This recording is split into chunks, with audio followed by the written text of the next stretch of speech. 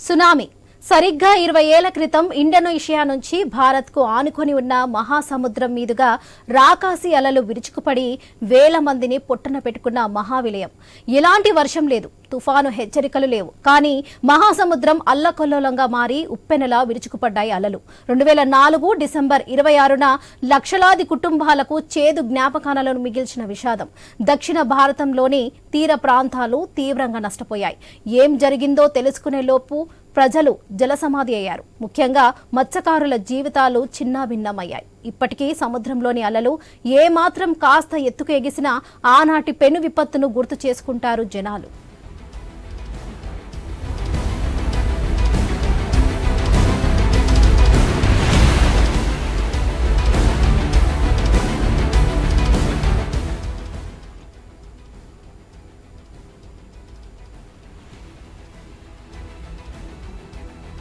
ఒక్క ఏపీలోని 985 కిలోమీటర్ల తీర ప్రాంతం సునామీ ప్రభావం కనిపించింది. ఉదయం 9 గంటల 5 నిమిషాలకు భారీ అలలు తీరాన్ని తాకడమే కాదు, తీర ప్రాంతాలను ఊడ్చేశాయి. ఒక్క అల సగటున 4 మీటర్ల ఎత్తున ఎగిసిపడింది. ఏపీలోని దాదాపు 301 గ్రామాలు ప్రభావితమయ్యాయి. ఏపీలో 105 మంది వరకు చనిపోయినట్లు ప్రభుత్వ లెక్కలు చెబుతున్నాయి. కృష్ణా, ప్రకాశం, నెల్లూరు జిల్లాలోని 82 మంది ప్రాణాలు కోల్పోయారు.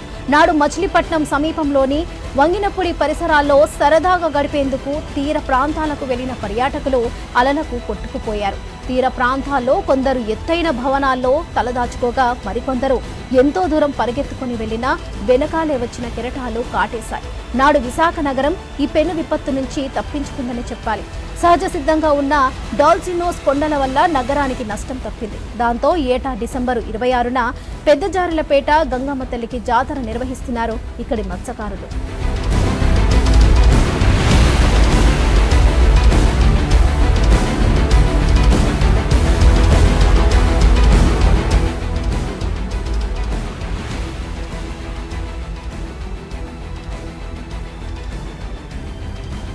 వాస్తవానికి 2004 డిసెంబర్ 26న ఉదయం 7 గంటల 58 నిమిషాలకు ఇండోనేషియాలోని సముద్ర ఉత్తర వైపున ఉన్న సముద్రంలో భూకంపం వచ్చింది. నాడు రిక్టర్ స్కేల్ పై 9.1 నుంచి 9.3 మధ్య తీవ్రతతో భారీ భూకంపం వచ్చింది.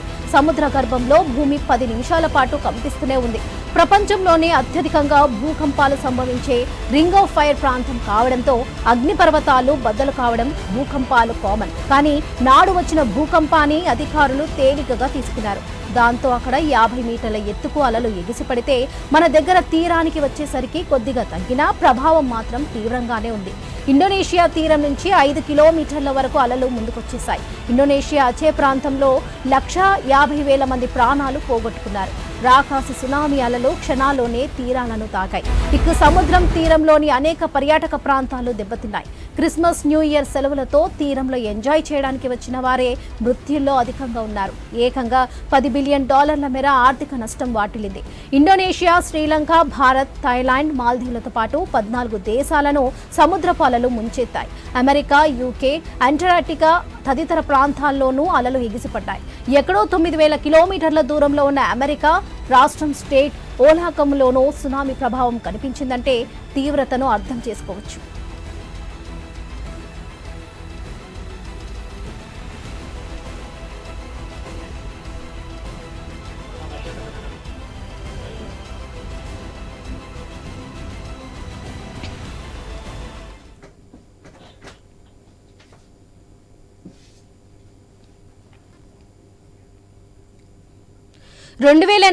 డిసెంబర్ 26న హిందూ మహాసముద్రంలో ఏర్పడిన సునామీని తలుచుకుంటే ఉలిక్కి పడుతున్నామంటున్న ఋషి శ్రీకాకుళం జిల్లా ప్రజలు. ఆ చీకటి రోజులను తలుచుకుంటే ఇప్పటికీ భయపడుతున్నారు. అప్పటి విధ్వంసాన్ని గుర్తు చేసుకుంటూ కన్నీరు కారుస్తున్నారు బాధితులు. శ్రీకాకుళం మత్స్యకారులతో మా శ్రీకాకుళం ప్రతినిధి రాము ఫేస్ టు ఫేస్.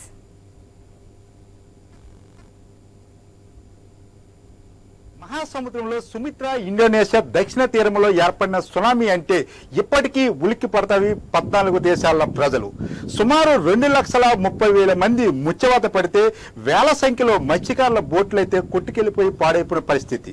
మరి ఆ చీకట రోజు రానే వచ్చింది. ఇప్పటికీ 20 సంవత్సరాలైతే పూర్తి చేసుకుంది. 2004 డిసెంబర్ 26, 2024 డిసెంబర్ 26 ఈ రోజుకి కరెక్ట్గా మనం చూసుకుంటే 20 సంవత్సరాలు అయితే పూర్తయింది. అయితే ఆ 20 సంవత్సరాల క్రితం జరిగిన విధ్వంసం సంబంధించి మనతో పాటు కొంతమంది మత్స్యకారులు కూడా ఉన్నారు. ఆ రోజు సునామీ వచ్చేటప్పుడు సముద్రంలో చేపల వేటకు వెళ్ళిన పరిస్థితి కూడా ఉంది. ఆ రోజు స్వయంగా చేపల వేట చేసిన మత్స్యకారులు. అంతేకాకుండా శ్రీకాకుళం జిల్లా అంటే మనం ముందుగా అనేది వలసల జిల్లా. ఇక్కడి నుంచి ఈ జిల్లా నుంచి సుమారు మత్స్యకార గ్రామాలు అనేవి తీరం దాటి కూడా ఎన్నో గ్రామాలు ఉన్నవి. ఈ గ్రామాలకు సంబంధించిన మత్స్యకారులు గుజరాత్, చెన్నై అలాగే వివిధ రాష్ట్రాలకు సంబంధించి మత్స్యకారులు చేపల వేటకి వెళ్తున్న పరిస్థితి. అప్పుడు వాళ్ళ కళ్ళతో చూసిన రాకాసి అలలకు కొట్టుకెళ్ళిపోయిన షిప్పులు, దీనికి సంబంధించి ఎన్నో విషయాలు మనతో చెప్పడానికి అప్పటి ఉన్న చీకటి కోణాలని మనం వివరించడానికి మనతో పాటు కొంతమంది మత్స్యకారులు ఉన్నారు. వాళ్ళతో మాట్లాడి ఆ రోజు ఏం జరిగింది, సునామీ తాలూకా విధ్వంసం ఏంటి పూర్తిగా తెలుసుకునే ప్రయత్నం చేద్దాం. 2004 డిసెంబర్ 26 ఆ సునామీ అల్లకల్లోలం దగ్గరుండి చూసిన మత్స్యకారుడు గురుమూర్తి మనతో పాటు ఉన్నారు. గురుమూర్తి గారు, ఈ రోజుకి మనం చూసుకుంటే 20 సంవత్సరాలు అవుతుంది ఏదైతే సునామీ తాలూకా ఏదైతే విలయ తాండవం చూసి. ఆ 20 సంవత్సరాల క్రితం అసలుకి ఏం జరిగింది? అది ఇప్పుడు మనం మాట్లాడుకోవాలంటే 20 సంవత్సరాల కింద వచ్చే ఆ సునామీ అసలు ఒక మత్స్యకారుడిగా చెప్పాలంటే చాలా ఆవేదన చెందవలసి ఉంటుంది. ఆ రాకాసాలకి మాలాంటి ప్రాణాలు సుమారు 100 మంది మత్స్యకారులు ఇక్కడ మృతి చెందారు. ఆ రాకాసాల తాకిడి మామూలుగా కాదు, వర్ణించడానికి వర్ణాతీతమైనది. ఇప్పటికి కూడా మత్స్యకారుల స్థితిగతులు ఎలా ఉన్నాయంటే జీవన ప్రమాణాలు ఇప్పుడున్న గడిచిన 20 సంవత్సరాల నుంచి ఇప్పటి వరకు ఇక్కడ రాష్ట్రంలో ఈ ఆంధ్ర రాష్ట్రంలో ఎక్కడ కూడా మినీ జెట్లు లేనందువలన ఎక్కడెక్కడికో వలస వెళ్ళి మేము బ్రతుకుతున్నాం. మా జీవనోపాధి అయితే మీడియా మిత్రులందరికీ హృదయపూర్వక నమస్కారంలో. మీరు ఈ మధ్యకాల ఆవేదన తెలియజేయడానికి వచ్చారు కాబట్టి మేము ముఖ్యంగా చెప్పాల్సింది ఏంటంటే సునామీ వచ్చినప్పుడు బాధంతో చెప్పడానికి అలవ కాదు. అది సునామీ కంటే ఇబ్బందులు పడుతూనే ఉన్నాం ఈ 20 ఏళ్ళ నుంచి కూడా. ఏ ప్రభుత్వం కూడా కనీసం స్పందన లేదు.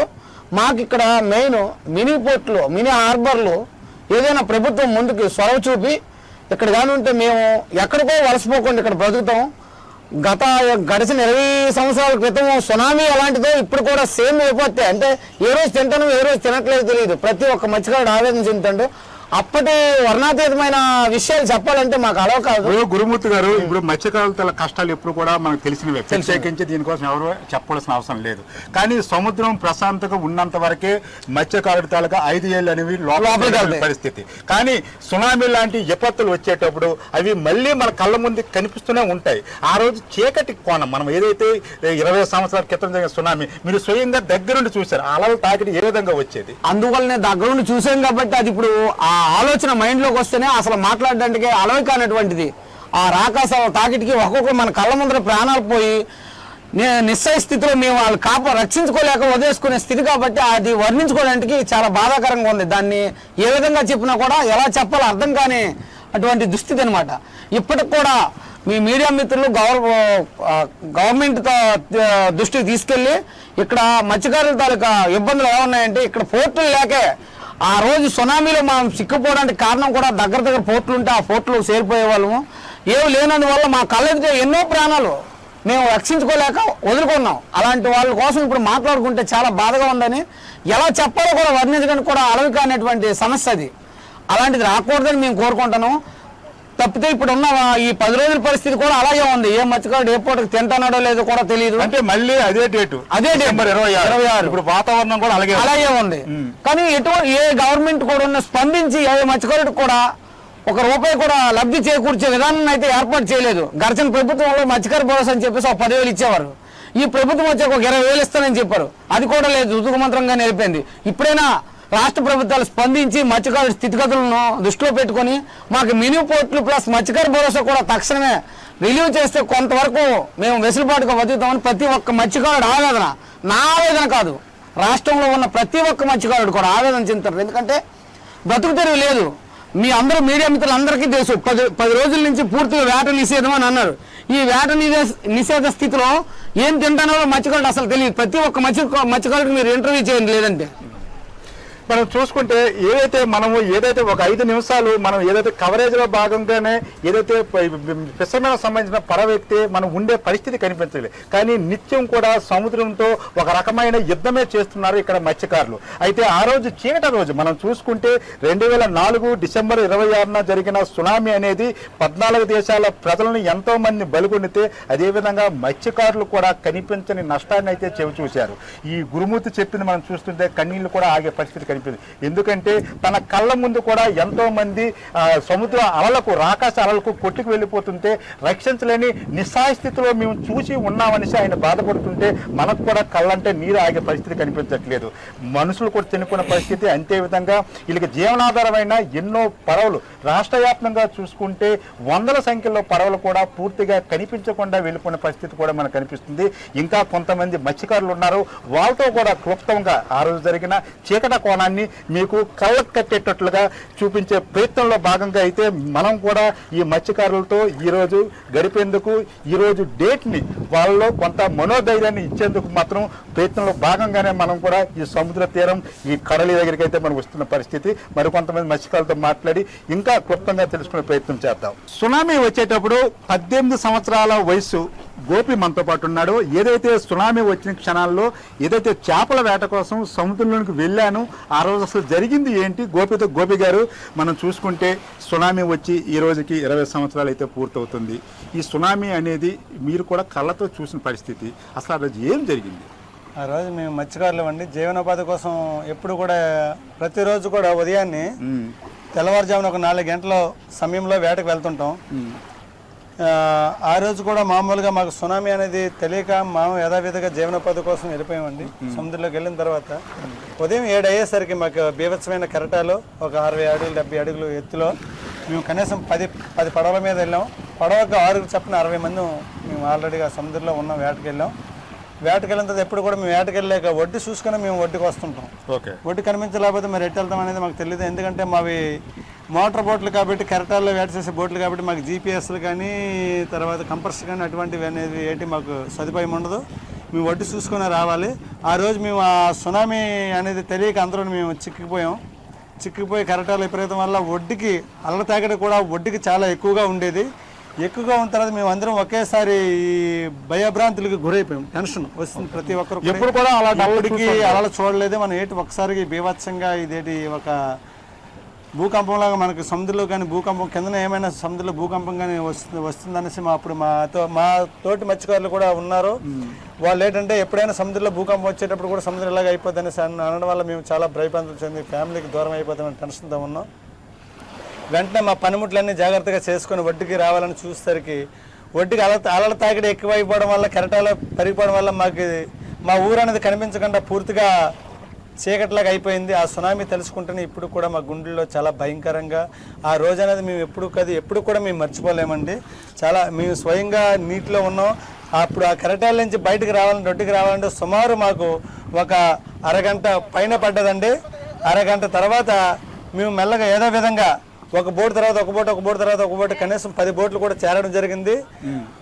ఆ చేరినప్పుడు కానీ పడవ తెరబడిపోవడం ఇవన్నీ చేయడం వల్ల కొంతమందికి దెబ్బలైతే తగిలాయి. కొంతమంది చెయ్యిలు కాళ్ళు కూడా ఇరిగిపోయి ఆ ఘటన అనేది మేము ఎప్పుడు కూడా మా మనసులో ఎప్పుడు కూడా మా మత్స్యకార గ్రామంలో ఎప్పుడు కూడా అది ఒక చీకటి రోజుగానే మిగిలిపోయింది. ఆ సునామీ అనేది చాలా భయంకరంగా ఉంది. ఇప్పుడు మీరు వీడియో వారు వచ్చి నేటికి మీకు ఈ సునామీ వచ్చి 20 సంవత్సరాలు అయింది, ఏంటి ఆ రోజు జరిగే సంఘటనలు ఏమనేసి మాకు కొన్ని వివరాలు అడిగారు. మేము స్వయంగా ఉన్నాం కాబట్టి ఎప్పుడు కూడా తీరంలో బ్రతకవలసిన మత్స్యకారులు మాకు చాలా ప్రమాదం గురయ్యాము. దాని గురించి అడిగితే మాకు చాలా భయంగా ఉందండి. మాకు అంటే ఇప్పుడు గోపి గారు మనం ఒక విషయం చూసుకుంటే అప్పట్లో మత్స్యకారులకు సంబంధించిన వందల సంఖ్యలో బోట్లు కూడా సముద్ర గర్భంలో కలిసిపోయావనేసి విన్నాము, చదివాము కూడా. అసలు వాస్తవేనా ఆ రోజు? అది వాస్తవేనండి.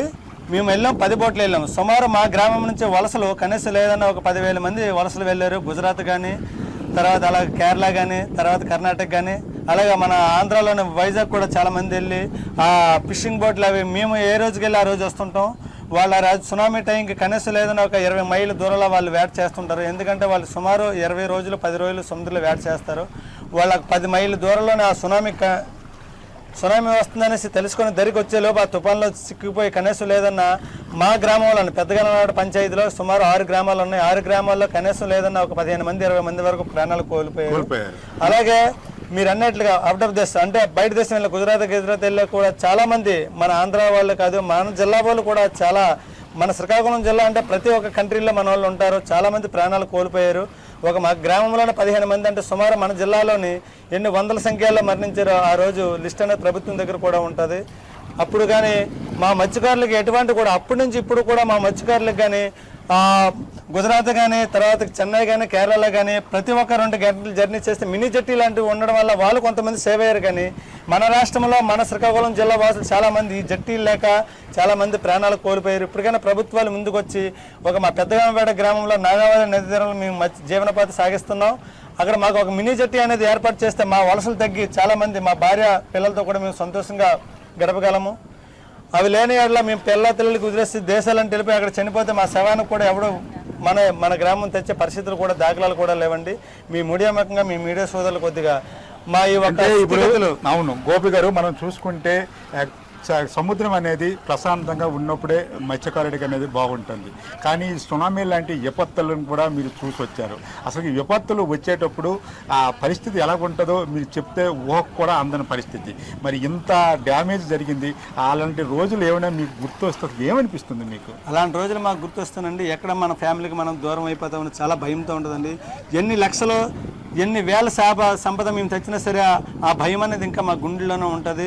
ఏమైనా సముద్రంలోకి వెళ్ళి ఏమైనా చిన్న తుఫాను అల్పపీడనాలు వస్తే మాకు వెంటనే ముందు ఫస్ట్ గుర్తొచ్చేది మా గుండెలో గుబులు పుట్టించేది కూడా ఆ సునామీ అనండి. ఆ సునామీకి మేము తెలుసుకున్నప్పుడు కూడా ఇప్పుడు మీరు వచ్చారు ఈరోజు, రేపు సునామీ వచ్చి 20 సంవత్సరాలు అయింది అంటున్నారు. మాకు వారం రోజుల వరకు నిద్ర పట్టదండి. అంత బీభత్సమైన సంఘటన జరిగింది. అది మేము మాటల్లో అయితే చెప్పలేము. ప్రాణాలు గుప్పిట్లో పెట్టుకుని మేము ఒడ్డుకు చేరుకున్నాం. అసలు మా పిల్లలకి మేము ఎక్కడ దూరం అయిపోతాం మా తల్లిదండ్రులకు అనేసి మా ప్రాణాలు పోయాని సాహస వదులుకొని భగవంతుడు ఆ గంగమ్మ దయ వల్ల మేము ఆ రోజు ఒడ్డుకు చేరుకొని ఏదో దెబ్బలు తగిలి వారం 10 రోజులు హాస్పిటల్లో ఉండి ఆ చికిత్స చేసుకుని మళ్ళీ మేము యథావిధిగా ఉన్నాం. మాకు ఎటు వెళ్ళడానికి ఏంటంటే మేము పెద్ద చదువు కూడా మాకు రాదు మా మత్స్యకారులకి. మేము ఏదైనా ప్రాణాలు పోవాలన్నా సరే ఆ సముద్రంలోనే ప్రాణాలు వదిలిపెట్టాలని సముద్రంలోనే వదిలిపెడతాం. అందుకే మాకు తుఫాను అయినా ఏదైనా సరే ఆ సముద్రమే జీవనోపాధి. ఇలాంటి విపత్తులు వచ్చినప్పుడు కూడా మేము 10 రోజులు 15 రోజులు ఒడ్డు మీద ఉండిపోతాం. మాకు ఎటువంటి అవకాశాలు రావు. మాకు ఎటు నుంచి కూడా ఎవరు కూడా ఏ ప్రభుత్వాలు కూడా మాకు ఇలాంటి తుఫాన్లు వచ్చినప్పుడు కూడా ఏ ఉపాధి కూడా కల్పించట్లేదు. ఇది మనం ఏదైతే 14 దేశాల ప్రజలను భయభ్రాంతులు చేసిన సునామీ సంబంధించి అయితే మనకి ప్రత్యక్షంగా సునామీ వచ్చేటప్పుడు సముద్రంలో వేటకు వెళ్ళాను, కొంత దెబ్బలతో బయటపడ్డాను. అయితే వచ్చే రాకాశి అలలకు తన కుటుంబానికి నేను దూరం అయిపోతానేమో, ఇదే ఆఖరి రోజులేమో అని భయపడ్డానని గోపి అయితే చెప్తున్నాడు. అయితే ఆ చీకటి రోజులని మన భారతదేశమే కాకుండా యావత్ ప్రపంచం కూడా ఇప్పటికీ ఆ సునామీని తలుచుకొని ఉలుక్కు పడుతున్న పరిస్థితి అయితే వస్తుంది. ఏదైనా కూడా మత్స్యకారులు అయితేనేవి లేకపోతే ఇతరైన సముద్రం మీద ఆధారపడే ప్రతి ఒక్కరిని కూడా ఆ 2004 డిసెంబర్ 26 వచ్చే సునామీని మాత్రం ఎప్పటికీ కూడా ఆ డేట్ చెప్తే ఉలిక్కి పడుతున్నారు. మేము వచ్చి రాగానే సరే ఈ మత్స్యకారులతో మాట్లాడేటప్పుడు 2004 డిసెంబర్ 26 అనేసరికి మాత్రం ఈ మత్స్యకారుడు ఉలిక్కి పడ్డాడు. ఆ చీకటి రోజుల్ని మాకు గుర్తు చేయకండి, అది ఒక మాకు పీడకల లాంటిదని చెప్పాడు. అయితే మన కోసం అయితే ఈయన కొంత ధైర్యాన్ని తెచ్చుకొని మాట్లాడారు. ఆ రోజు జరిగిన సంఘటన కూడా క్లుప్తంగా వివరించి చెప్పడం అయితే జరిగింది. విన్నారు కదా మత్స్యకారుల తాలూకా మాటలను. 2004 డిసెంబర్ 26 తారీఖు అంటే ఉలిక్కి పడుతున్న పరిస్థితి. సుమారు ఆంధ్రప్రదేశ్ వ్యాప్తంగా 985 కిలోమీటర్ల తీర ప్రాంతం ఏక సునామీని ఎఫెక్ట్కి గురైందంటే ఆశ్చర్యం వేస్తుంది. అంతేకాకుండా రాష్ట్ర వ్యాప్తంగా సుమారు 1000 బోట్లు ఏదైతే సముద్ర భూగర్భంలో కలిసిపోయిందంటే చాలా బాధనేస్తుంది. అయితే ఇలాంటి విపత్త పరిస్థితులు మరి ఎప్పుడు రాకూడదని మత్స్యకారులు కోరుకుంటున్న పరిస్థితి. మనం కూడా ఏదైతే సముద్రం అనేది ప్రశాంతంగా ఉంటేనే మత్స్యకారుల తాలూకా జీవనాధారం బాగుంటుంది. అంతేకాకుండా ఈ సముద్రం మీద ఆధారపడే ఎంతో మందికి కూడా ఎంతో ఆనందాన్ని ఇస్తుంది. అలాంటి సునామీ చీకటి రోజులను మళ్ళీ 2004 డిసెంబర్ 26 తారీఖు ఎప్పటికీ జీవితంలో రాకూడదని కోరుకుందాం.